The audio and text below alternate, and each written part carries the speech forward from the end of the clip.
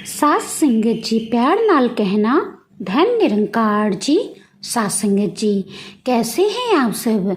आशा करती हूँ कि सतगुरु माता जी की रहमतों से आप सभी बहुत ही खुश होंगे। आज उपस्थित हूँ एक और नई और प्रेरणादायक साखी के साथ। साखी को लाइक करें और ज़्यादा से ज़्यादा शेयर करें। तो आइए संतोष जी आज की साखी सुने। सास संगत जी श्यामलाल का एक दवा का दुकान था। श्यामलाल किसी को भी दवा देता तो पहले उस दवा को अच्छी तरह से पढ़ता ताकि किसी के पास गलत दवा ना चली जाए और कोई गलत दवा ना खा ले। श्यामलाल को भगवान पर बिल्कुल विश्वास नहीं था, वो एक नास्तिक था। श्यामलाल का मानना था कि प्राणी मात्र की सेवा ही सबसे बड़ी सेवा है, सबसे बड़ी पूजा प्राणी मात्र की सेवा है। दिन भर उसकी दुकान में बहुत भीड़ लगी रहती थी। उतना भीड़ होने के बावजूद वो ग्राहकों को बहुत ही वांछित दवाइयों को सावधानी और समझदारी से देता। एक दिन की बात है, रात का समय था और बहुत जोरों से बारिश हो रही थी। बारिश के कारण दुकान पर कोई ग्राहक नहीं आ रहा था। तो फिर क्या, श्यामलाल ने अपने दोस्तों को बुला लिया और दुकान पर श्यामलाल और उसके दोस्त मिलकर लूडो खेलने लगे। जब श्यामलाल लूडो खेल रहा था तभी एक छोटा बच्चा हाथ में पर्चा लिए श्यामलाल की दुकान पर आया। लेकिन श्यामलाल खेलने में इतना मशगूल था कि उसने उस छोटे बच्चे को देखा भी नहीं। बारिश भी बहुत तेज थी।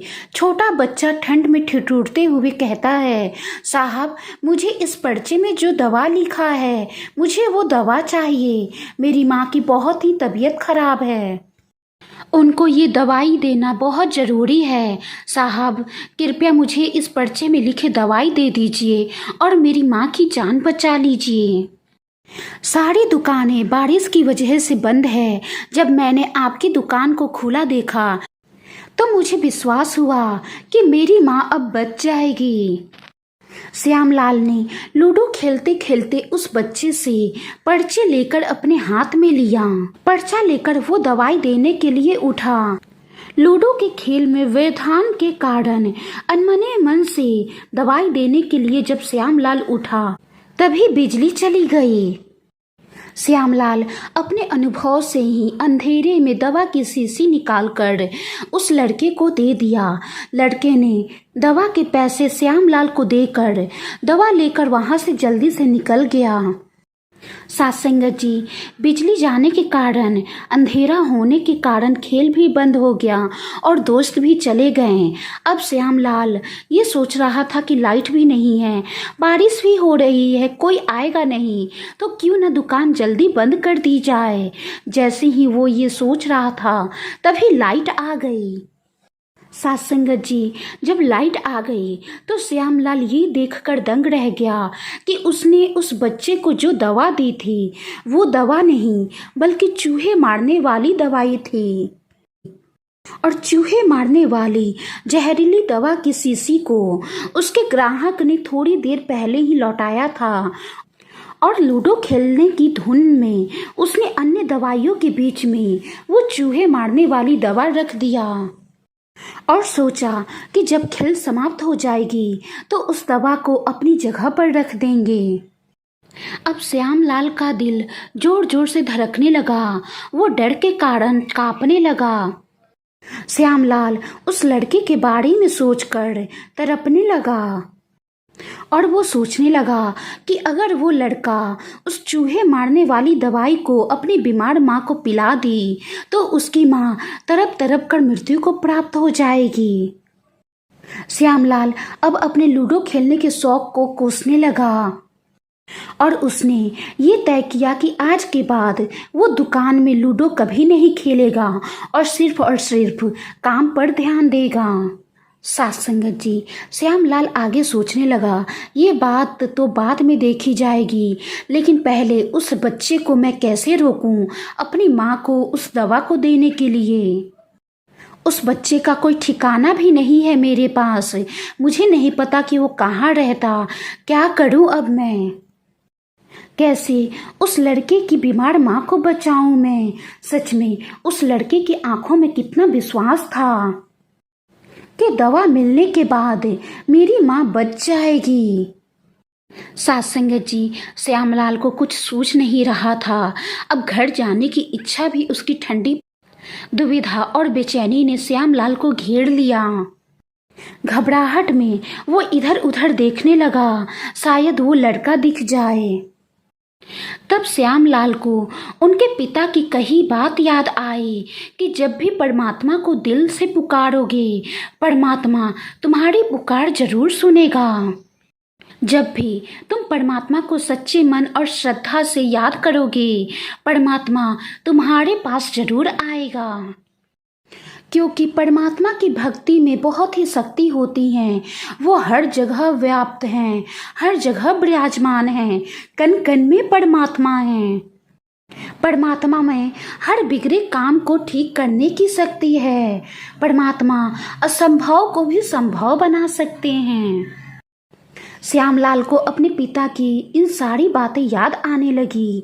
श्यामलाल ने भी हाथ जोड़कर श्रद्धा से परमात्मा को याद किया और प्रार्थना करके कहा, हे परम पिता परमेश्वर, मैंने आज तक तेरी पूजा नहीं की है, लेकिन मैंने प्राणी मात्र की सेवा पूरे सच्चे मन श्रद्धा से की है।